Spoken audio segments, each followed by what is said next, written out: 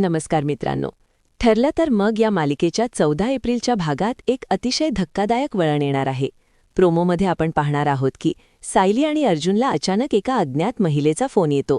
ती महिला त्यांना कळवते की शांता मावशींच्या घराबाहेर प्रशासनाने अतिक्रमणाची नोटीस लावली आहे आणि आता हे घर पाडलं जाणार आहे. हे ऐकताच सायली आणि अर्जुनच्या पायाखालची जमीनच सरकते.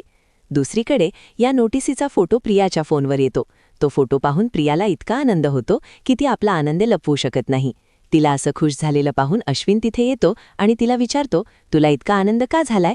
फोनमध्ये असं काय पाहिलंस? मला पण दाखव. हे ऐकताच प्रियाची चांगलीच तारांबळ उडते आणि तिचा चेहरा भीतीने पडतो. सायली काळजीने अर्जुनला विचारते की या नोटिसीचा अर्थ असा आहे का की शांता मावशींचं घर खरंच कारवाईत पाडलं जाणार? त्यावेळी अर्जुन गंभीरपणे सांगतो की हो, नोटीस पाहून तरी असंच वाटते.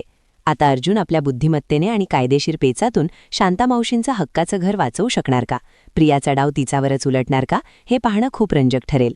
पुढील भागांच्या अपडेटसाठी पाहत रहा ठरलं तर मग.